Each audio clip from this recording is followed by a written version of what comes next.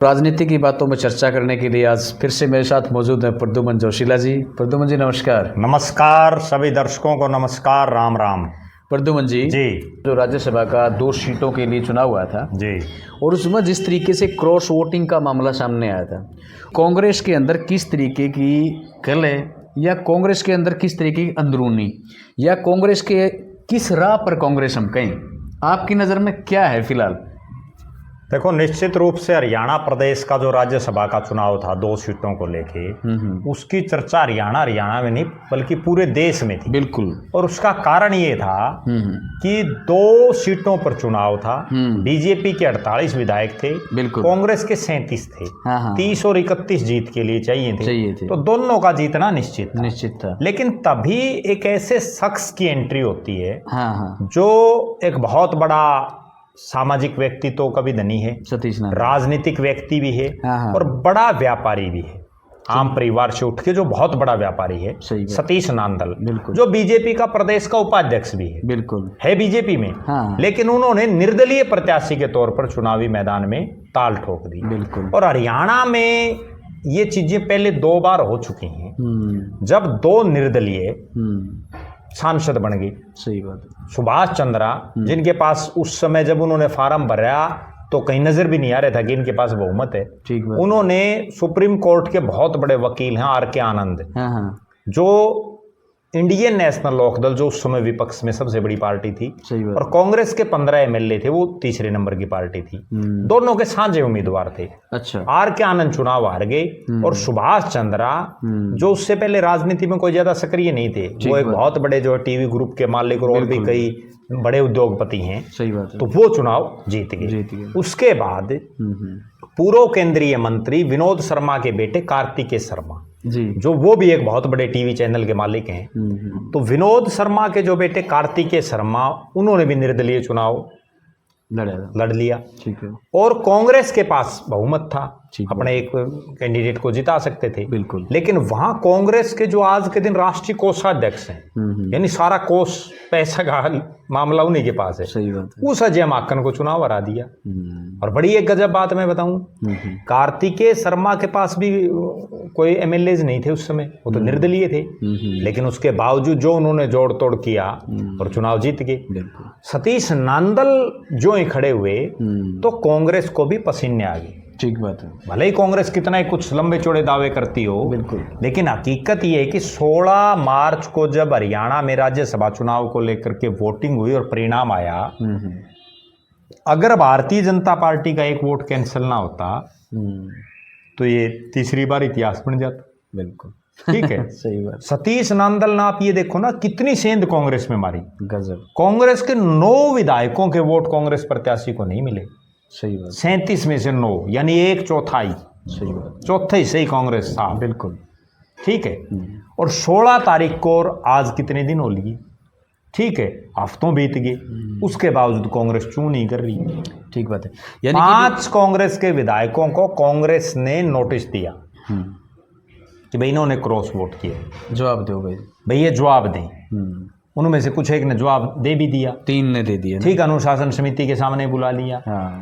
और जिन 4 के इनवैलिड हुए हैं या रद्द हुए हैं, उनका कोई नहीं जिक्र कर गया। कांग्रेसी ये कह रहे हैं कि भाई हमारे तो धक्कत बीजेपी ने कर दिए। आप एक बात बताओ, अगर 4 धक्कत कर दिए तो वो 5वां भी एक और कर देते। सही बात है। हाँ भाई, अगर सोचने वाले समझने वाली बात ये है कि अगर 4 बीजेपी ने धक्के से, या जो रिटर्निंग ऑफिसर है उसने धक्के से कर दिए, तो उसका किसी ने हाथ पकड़ रखा था, 5 भी कर देता। ठीक बात है। फिर सतीश नांदल जीत जाता। सही बात है। सही कह रहे। ठीक है ना। हाँ। या जिस बीजेपी का एक रद्द हुआ है, वो रिटर्निंग ऑफिसर उसको रद्द नहीं करता। अच्छा, एक बड़ी गजब की बात ये है कि शैली चौधरी जी, और ये जो मेल सिंह, बिल्कुल, और रेणुबाला साडोरा से है, इन तीनों ने अपना जवाब दे दिया, पक्ष रख दिया भाई जैसे तैसे। और जबकि 2 मोहम्मद इजराइल का नाम है, दूसरा है भाई मोहम्मद इलियास, इन दोनों ने तो पक्ष रखना भी मतलब जरूरी नहीं समझा। इसके पीछे क्या समझते हैं? देखो ऐसा है, जो मोहम्मद इस्राइल अथीन के विधायक हैं, उनके पिता जलेब खान भी विधायक रहे हैं, मुख्य संसदीय सचिव भी रहे हैं, और उस इलाके में एक बड़ा नाम है वो, अच्छा, उनके परिवार का। और मोहम्मद इसराइल से मेरी खुद की बात हुई थी, तो उन्होंने बिल्कुल स्पष्ट तौर पर शुरू से ही वो ये बात कह रहे हैं कि भाई मैंने कांग्रेस का प्रत्याशी मुझे पसंद नहीं था, मैंने निर्दलीय सतीश नांदल को वोट दिया है। अच्छा, ठीक है। मोहम्मद इलियास जो भूपेंद्र सिंह हुड्डा की कोठी पर भूपेंद्र सिंह हुड्डा के साथ वोट डालने गए, वो भी क्रॉस कर गए, क्योंकि वो उसके बाद तुरंत मुख्यमंत्री से मिले, मनोहर लाल खट्टर साहब से मिल लिए। ठीक है, बड़े बदलाव। सबसे बड़ी गजब बात ये है कि दोनों ही मुस्लिम समाज से आते हैं। बिल्कुल। और मुस्लिम समाज और इस मेवात के इलाके में पिछले कई चुनाव में हम देख रहे हैं कि कांग्रेस का दबदबा है लगातार, बीजेपी आ रही है, और बीजेपी को इस इलाके में मजबूत चेहरा चाहिए था, उनके पास कोई था नहीं। तो उन्होंने एक तीर से कई निशाने साध दिए। बड़ी सेंध है, बहुत बड़ी सेंध है, क्योंकि मोहम्मद इसराइल का तो इस पूरे अथीन के साथ साथ मेवात के इलाके में एक अच्छा खासा नाम है। अच्छा, ठीक है ना। और इसी तरह से मोहम्मद इलियास, हालांकि मोहम्मद इलियास बीमार रहते हैं और बुजुर्ग हैं, तो लगता नहीं कि वो उनकी तो कोई बहुत लंबी राजनीति अभी बाकी है, लेकिन मोहम्मद इसराइल की बड़ी लंबी राजनीति अभी बाकी है। ठीक बात। और उनका बेटा नाजिम चौधरी जो है वो भी एक्टिव है राजनीति में। हालांकि अब पिता पुत्र के बीच में जो राजनीतिक खटास पैदा हो रही है पिछले कुछ एक दिन से इस राज्यसभा चुनाव के बाद, लेकिन पिता पुत्र हैं, खटास कई बार हो जाती है, लेकिन उसके बाद फिर धीरे धीरे अब हम देख रहे हैं, अब तो नाजिम चौधरी का कोई ऐसा बयान आ नहीं रहा कई दिन से। ठीक है। अब हालात ये है कि दोनों, उनकी भी मजबूरी थी, मैं समझ रहा हूँ उनकी मजबूरी, मैं बता देता हूँ क्या थी। 5 मुस्लिम विधायक हैं कांग्रेस में फिलहाल, ठीक है, जिनमें 4 एक मेवात के एरिया से आते, 3 मेवात नूह से और 1 पलवल के अथीन से, बिल्कुल, और 1 जगाधरी से अकरम खान है। तो वो जो मेवात के 4 विधायक हैं, उनमें सबसे ज्यादा चौधर कांग्रेस में आफ्ताब अहमद की है। अच्छा, वो डिप्टी लीडर भी रहे हैं पहले, और अब भी भूपेंद्र सिंह हुड्डा के सबसे नजदीकियों में वो हैं। आफ्ताब अहमद को मंत्री भी बनाया था जो भूपेंद्र सिंह हुड्डा ने अपने राज में। बिल्कुल। तो ऐसा लग रहा है कि अगर कांग्रेस का राज आ भी जाता तो आफ्ताब अहमद ही मंत्री बनने थे। अच्छा, उस इलाके ये भी एक। जब मोहम्मद इलियास इतनी बार का विधायक, मोहम्मद इसराइल के पिता भी विधायक, कई पीढ़ियों से राजनीति कर रहे हैं, तो इच्छा तो उनकी भी रही होगी कि वो भी बने कुछ ना कुछ। लेकिन यहाँ कांग्रेस में सबसे बड़ा चेहरा आफ्ताब अहमद था। अच्छा, और मेरे को ये लग रहा है कि कहीं ना कहीं निर्दलीय को वोट डालने के पीछे एक ये भी थिंकिंग हो सकती है। अच्छा, कि अगर कांग्रेस का राज आ भी गया तो भी यहाँ मंत्री अगर कोई बनेगा तो आफ्ताब अहमद बनेगा, हमारी बारी मुश्किल है। तो उस लिहाज से भी हो सकता है उन्होंने फैसला ले लिया हो। अच्छा, एक बहुत बड़ी बात इस चुनाव में ये भी है जिसकी तरफ कोई ध्यान नहीं दे रहा, नेता प्रतिपक्ष और 9.5 साल हरियाणा के मुख्यमंत्री रहे भूपेंद्र सिंह हुड्डा और बीके हरिप्रसाद एजेंट थे जो प्रदेश के प्रभारी हैं। हाँ, शैली चौधरी तो खुद कह रही है मेरा तो भाई इतने बड़े नेता, देखो बीके हरिप्रसाद से बड़ा कोई नेता नहीं हरियाणा के संदर्भ में, संगठन के हिसाब से प्रभारी हैं। भूपेंद्र सिंह हुड्डा से बड़ा कोई विधायक दल में नेता नहीं, क्योंकि वो नेता प्रतिपक्ष से विधायक दल के नेता हैं। अगर ये दोनों ना बैठे होते तो क्या होता, ये सोचो ना। सही बात है। अब तो ये 9 के वोट नहीं आए। हाँ। तो पता नहीं 9 से 19 भी हो सकता था आंकड़ा। ये खतरनाक है। इसकी तरफ तो कोई ध्यान ही नहीं दे रहा। सही बात है। भाई एक तरफ तो बीजेपी के कौन थे पोलिंग एजेंट, गौरव गौतम, इलेक्शन एजेंट कृष्ण बेदी, सुनील सांगवान, दादरी का एमएलए, तीनों कोई बहुत बड़े चेहरे नहीं, कोई नायब सैनी थोड़ी बैठा था, ना सतीश पुनिया बैठा था, नहीं बैठे थे ना वहां, तो सुनील सांगवान और गौरव गौतम, कृष्ण बेदी। दूसरी तरफ कांग्रेस के आप देखो, चौधरी भूपेंद्र सिंह हुड्डा, धुरंधर, बीके हरिप्रसाद, और तो 9 विधायक खेला करके। बताओ, सही बात है, खतरनाक है ये। ठीक है ना, कितनी बड़ी बात है। अगर वो ना होते भूपेंद्र सिंह हुड्डा वहां, क्योंकि आंखों की शर्म होती है कई बार जब इसमें एक कानून और है, 2003 के बाद ये कानून बन गया। अच्छा। कि भाई जिसने भी राज्यसभा में एमएलए ने वोट डालना है उसको अपने काउंटिंग एजेंट को वो दिखाना होता है। अगर नहीं दिखाएगा तो वो इनवैलिड हो जाएगा। शैली चौधरी का यही था कि मैंने तो अपना वोट दिखाया था, फिर उन्होंने कहा फोल्ड कर दो इसको, दिखाओ मत।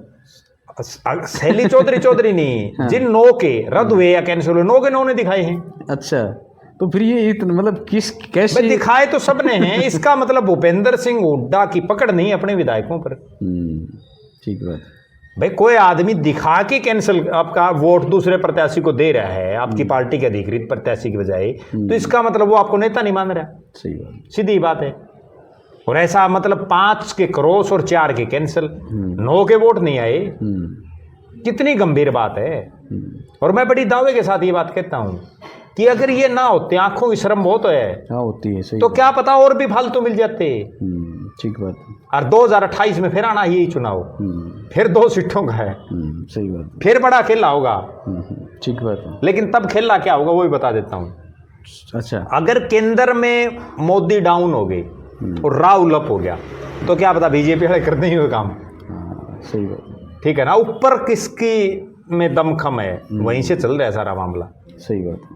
अगर राहुल गांधी में इतना दम होता या मल्लिकार्जुन खड़गे में इतना दम होता, तो अब से पहले इनको निकाल देते पार्टी से।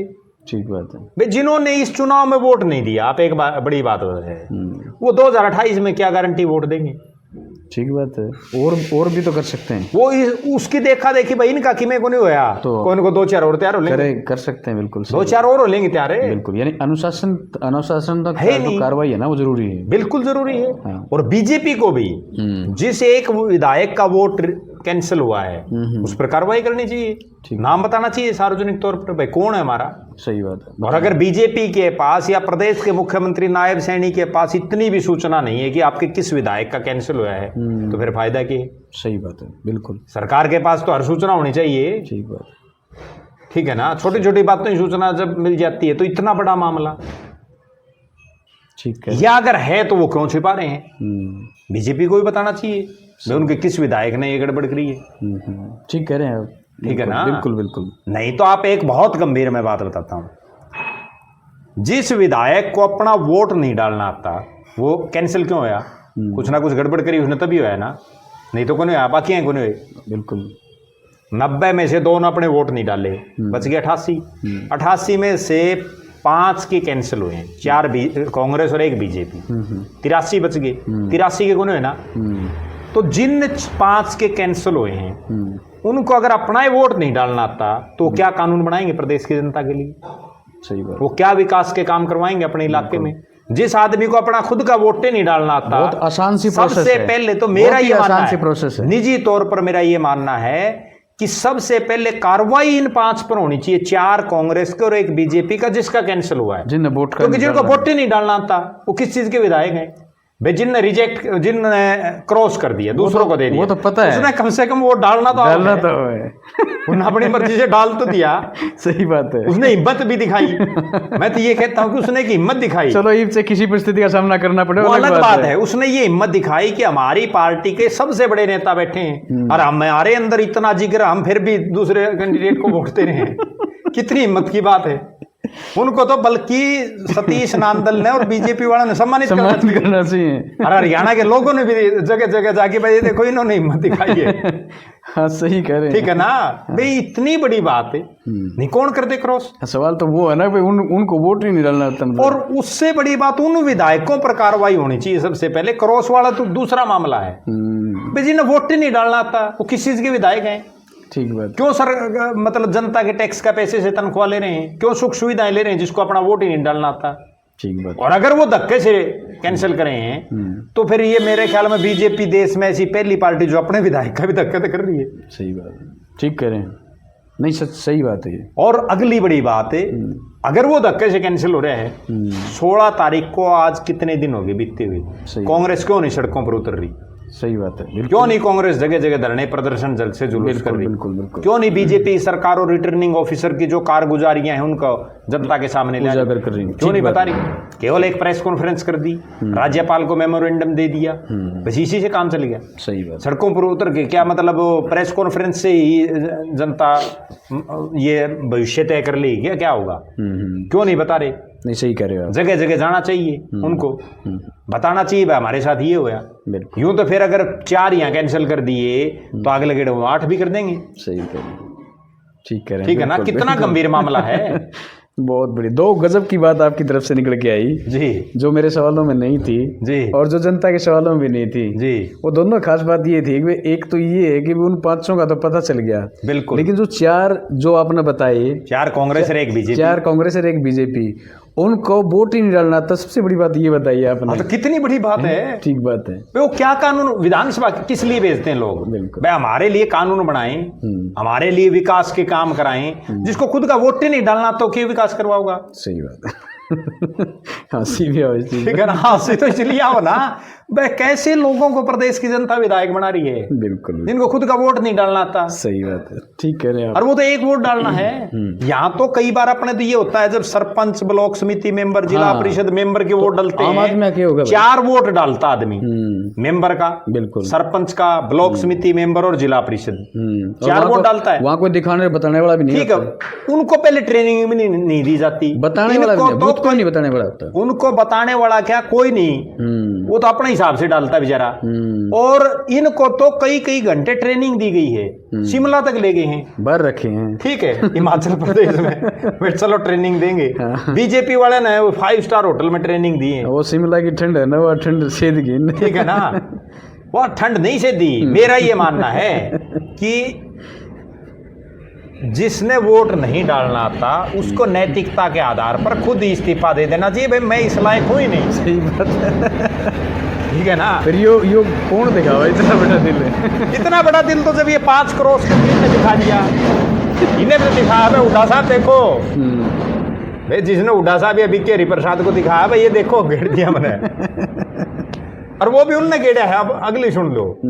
अब शैली चौधरी थी, वो भी जा रही थी वहां साथ में हिमाचल, जा रही थी ना, खुद जा रही थी, ठीक है, शामिल थी। जरनैल सिंह, आपका मोहम्मद इसराइल, ये आपके रेणु बाला, जिनको नोटिस दिए हैं, ठीक है, और मोहम्मद इलियास तो उड्डा साहब की कोठी बैठा था। इसमें बड़ी गजब बात है जो सोचनी चाहिए लोगों को।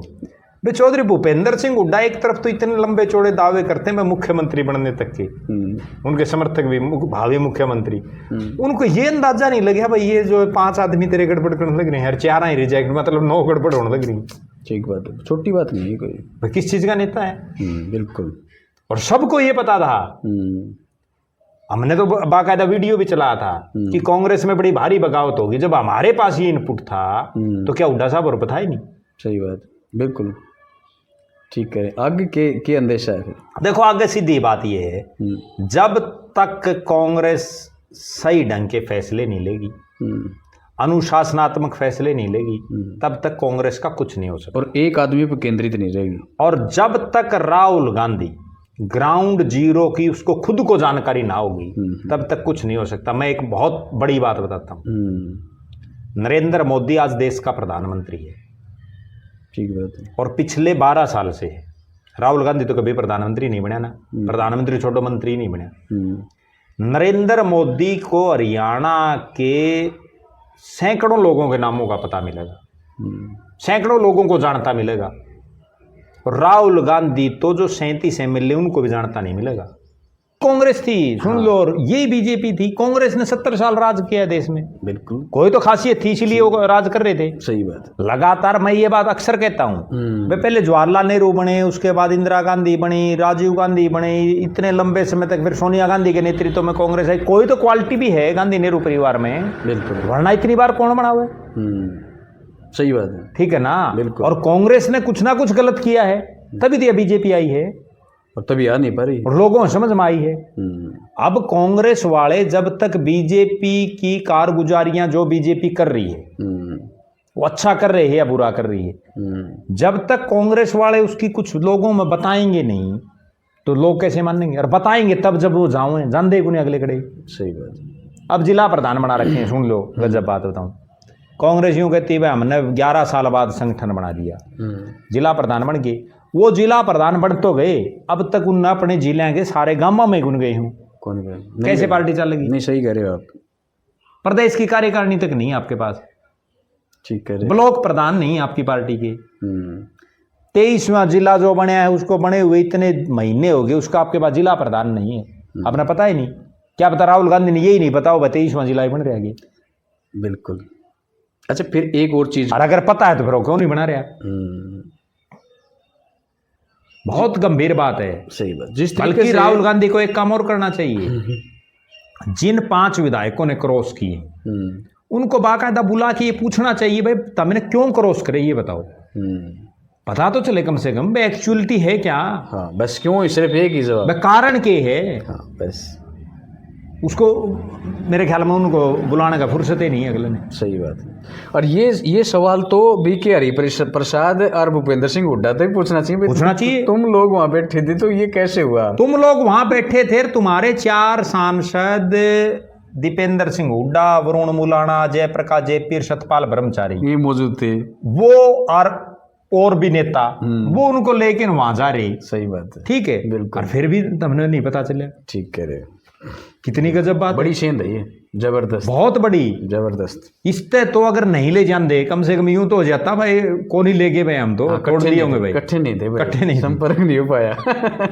बात तो ये ना, देखो इनकी विधानसभा सदस्यता जा नहीं सकती, पार्टी इनको निकाल देगी तो ये अलग बैठ जाएंगे, की दिक्कत है। पार्टी इनको नहीं निकालेगी तो ये उड़ा कांग्रेस वाले बैठे रहेंगे। तो फिर से चौधरी भूपेंद्र सिंह हुड्डा की तरफ से एक लॉबी अलग से तैयार नहीं हो जाएगी, वही चीज। देखो ऐसा है राजनीति में, दरअसल क्या है कि फिलहाल हालात ये है, जब तक ऊपर मजबूत नहीं है ना मामला, तब तक नीचे ऐसे ही चलता है। ठीक, यानी अब आपको एक बात बताऊं, आज ये बीजेपी है जो बड़ी लंबे चौड़े दावे करती है, यही बीजेपी थी। आज भी मुझे याद है 2005 में बीजेपी की 2 सीटें आई, एक गढ़ी सांपड़ा किलोई के साथ लगता हल्का था सनगढ़, असनगढ़ से नरेश मलिक जीते और नारनौल से रामकुमार गौतम जीत गए, 2 विधायक आए थे। अच्छा, रामकुमार गौतम को विधायक दल का नेता बना दिया। वो विधायक दल का नेता तो बीजेपी का, और गीत गाओ भूपेंद्र सिंह हुड्डा के। सही बात है। तो बीजेपी की भी हिम्मत को नहीं भाई इसको हटा दिया। हाँ, क्योंकि थे दो थे, हटा देंगे तो करोगे कि। ठीक बात है, वो आज हालात कांग्रेस की है। सही कह रहे भाई, वो निकाल देगी तो भी क्या हो जाएगा, नहीं निकालेगी तो भी कार्रवाई करे तो करे क्या। सही बात है, ठीक है ना। ठीक बात। टिकट देने से पहले उनकी लॉयल्टी देखनी चाहिए। अब इसमें एक जिस नेत्री पर आरोप है ना, शैली चौधरी, उनके पति रामकिशन गुर्जर तो हरियाणा प्रदेश कांग्रेस कमेटी के कार्यकारी अध्यक्ष हैं, और उसने तो बहुत उसके बाद इस्तीफा दिया, इस्तीफा दे दिया था। ठीक है ना, कार्यकारी अध्यक्ष रहे हैं। सही बात है, बिल्कुल। अब लोग उनकी रिश्तेदारियां निकाल रहे हैं कि भाई उनकी कृष्णपाल गुर्जर के साथ रिश्तेदारी है, अवतार सिंह बढ़ाना और करतार सिंह बढ़ाना तो के साथ रिश्तेदारी है। अब जो युवा कांग्रेस का प्रदेश अध्यक्ष है अभी फिलहाल, जो सुखबीर कटारिया का लड़का बना रखे है, वो सुभाष बराड़ा के ब्याह रखे है। हाँ सही बात, सुभाष बराड़ा बीजेपी में है। यूं तो रिश्तेदारियां तो फिर सब निशित कटारिया। ठीक बात है। तो कल अगर बाई चांस को ऐसी बात आ जाए तो फिर वो रिश्तेदारी तो पता नहीं किसकी कहाँ हो रही है। सही बात है, बहुत अच्छी। अब दीपेंद्र सिंह हुड्डा की जो साली है वो बीजेपी में है, ज्योति मिर्दा। ज्योति मिर्दा की सास जो है वो बीजेपी की एमएलए कृष्णा गहलावत राही से। हाँ, सही। बताओ आप क्या करोगे। ठीक कह रहे हैं, बहुत बढ़िया। ठीक है ना, ये तो सारे चल रहे हैं। अब राहुल गांधी का जो चचेरा भाई है वरुण गांधी, वो बताओ बीजेपी का एमपी नहीं रहा, तो मेनका गांधी बीजेपी की एमपी रही। ये तो हर पार्टी में चलता रहता है। बीजेपी में भी ऐसे बहुत लोग हैं जिनके जो है और नजदीकी कांग्रेस में मिल जाएंगे। बिल्कुल, यहाँ कुछ नहीं है राजनीति में। राजनीति में तो जिसका सूद सद गया वो ठीक है, हाँ, चलती में चला रहे हैं, अगले चलानी चाहिए। बिल्कुल, बहुत बढ़िया। लेकिन जिसकी नहीं चल रही हो उसको कम से कम प्रयास तो करना चाहिए। भाई मेरी विचार लगी में सही। अब राहुल गांधी को प्रयास तो करने चाहिए कुछ ना कुछ, भाई कैसे पार्टी को उठाओ। और उसका सिर्फ एक ही सूत्र है और कोई सूत्र नहीं। आपको ग्राउंड जीरो पर खुद को कनेक्ट होना पड़ेगा। बिल्कुल। वीडियो को शेयर करें और चैनल को आप सब्सक्राइब जरूर करें। आप सबको राम राम।